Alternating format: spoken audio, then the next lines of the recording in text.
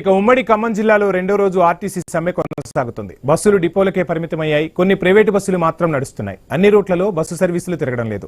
ప్రయాణికులు నానా ఇబ్బందులు ఎదుర్కొంటున్నారు. తమ డిమాండ్లు నెరవేర్చాలని ఆర్టీసీ జేఏసీ నేతలు కోరుతున్నారు. ఆర్టీసీ సమ్మెపై ఫుల్ డీటెయిల్స్ మా కరెస్పాండెంట్ నవీన్ అందిస్తారు. వ్యాప్తంగా ఆర్టీసీ సమ్మె రెండో రోజు చేరుకుంది. ఇప్పటికే ఆర్టీసీ జేఏసీ కార్మికులు మొత్తం కూడా రోజు డిపోల ముందటనే బెటాయించి నిరసనలు వ్యక్తం చేస్తున్నారు. ఉమ్మడి ఖమ్మం జిల్లాలో మొత్తం కూడా ఏడు డిపోలు ఉన్నాయి. 7 డిపోలు మొత్తం బస్సులు కూడా డిపోలకే పరిమితమైన సిచ్యువేషన్ కనబడుతుంది. ఇప్పటికే 32 సంబంధించిన డిమాండ్లతోటి ప్రభుత్వానికి నోటీస్ ఇచ్చి ఇప్పటికే సమ్మెకి దిగినటువంటి ఆర్టీసీ కార్మికులు మొత్తం కూడా రోజు నిరసన వ్యక్తం చేస్తూ డిపోల దగ్గరనే వాళ్ళు ఉదయం నుంచి సాయంత్రం వరకు కూడా ఇక్కడే ఉన్న పరిస్థితి కాబట్టి మనం చూడొచ్చు. ప్రస్తుతానికి ఖమ్మం జిల్లాలో ఒక డిపో దగ్గర ఉన్నాం. ఈ డిపో దగ్గర పూర్తి స్థాయిలో కూడా ఆర్టీసీ కార్మికులు రోజు కూడా నిరసన వ్యక్తం చేయడం, అంటే ఉదయం పూట దాదాపుగా 3:30-4 డిపోల దగ్గరకు వచ్చి డిపోల దగ్గర నిరసన వ్యక్తం చేస్తూ సాయంత్రం వరకు కూడా ఇక్కడే ఉంటున్న పరిస్థితి కాబట్టి ఇప్పటికే ప్రభుత్వానికి సంబంధించి ఏదైతుందో అదే బస్సులు అంటే ఎయిర్ బస్సులను నడిపించుకుంటూ, అంతేకాకుండా కాంట్రాక్ట్ బేసిక్ మీద ఉన్న డ్రైవర్లను కండక్టర్లను తీసుకుని అయితే బస్సులు నడిపిస్తామని చెప్పేసి కూడా ఒక శబ్దం చేసిన పరిస్థితి కాబట్టి ఈ నేపథ్యంలోనే ఇక్కడ ఉన్న కార్మికులు కూడా ఆ బస్సులను అడ్డుకునే ప్రయత్నం చేస్తున్నారు. మనతో మాట్లాడడానికి ఆర్టీసీ జేఏసీ నాయకులు చెప్పండి, ప్రధానంగా మీరు ప్రభుత్వం దగ్గర 32 డిమాండ్లు పెట్టారు. అందులో కీలకమైన డిమాండ్లు ఏంటి, అసలు మీ కోరికలు ఎలాంటి? మేము ఈ ప్రభుత్వాన్ని కొత్తగా ఏం కోరట్లేదు.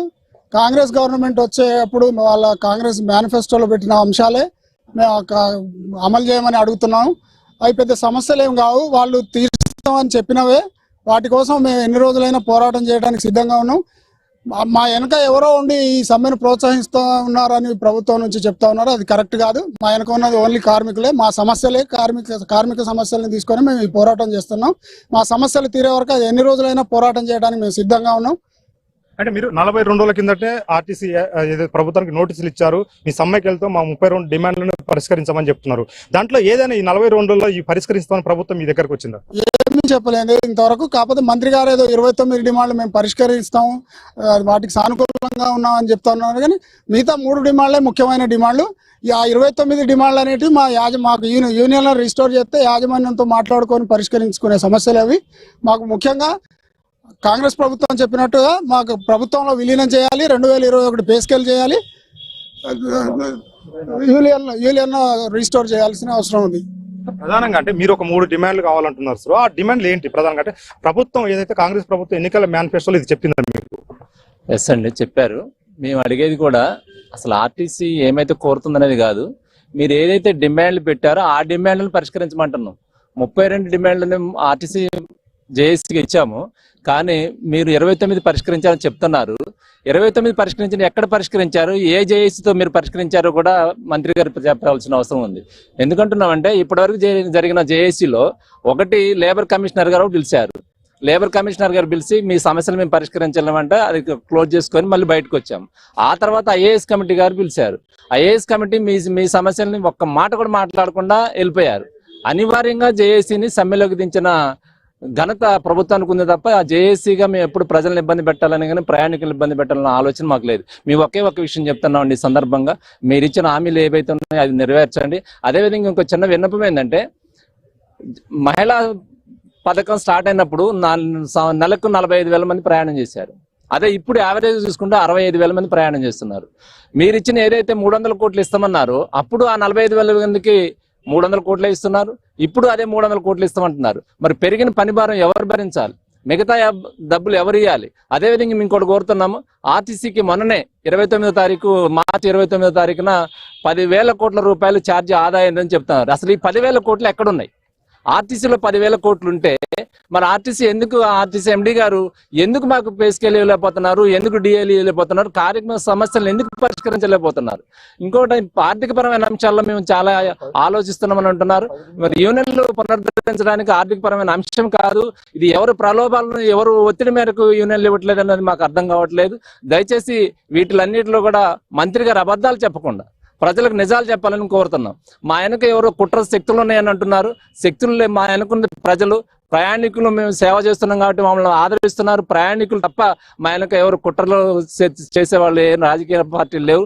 మా ఆర్టీసీ యొక్క బాధలు అందరికి తెలుసు కాబట్టి వారే మాకు సాయం చేస్తున్నారని చెప్తుందంటే సమ్మె పెద్దగా ఏం ప్రభావం లేదు, ఇప్పటికే ఆర్టీసీ బస్సులు మొత్తం నడుస్తున్నాయి అంటున్నారు. సో లేదంటారా?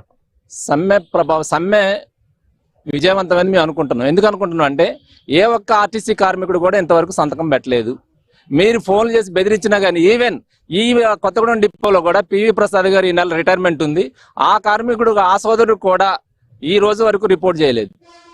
అంటే ఆర్టీసీ కార్మికుల యొక్క త్యాగాలు, వాళ్ళ డెడికేషన్ మీరు అర్థం చేసుకోవాలి.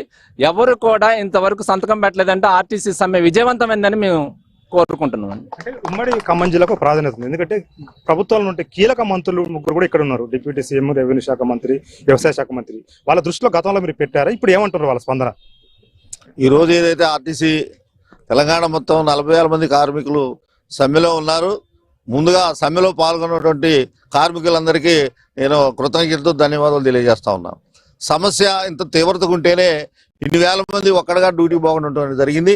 మేము అడిగే డిమాండ్లు కొత్తగా ఏమి లేవు, అసలు మేము పెట్టిన డిమాండ్లు కూడా ఏమి లేవు. ఇది ఎన్నికల మేనిఫెస్టోలో కాంగ్రెస్ ప్రభుత్వం పెట్టింది. ఆర్టీసీ కార్మికులకి మేము గెలిస్తే ఈ డిమాండ్లు పరిష్కారం చేస్తామని చెప్పేసి ఎన్నికల మేనిఫెస్టో కాపీ ఇది.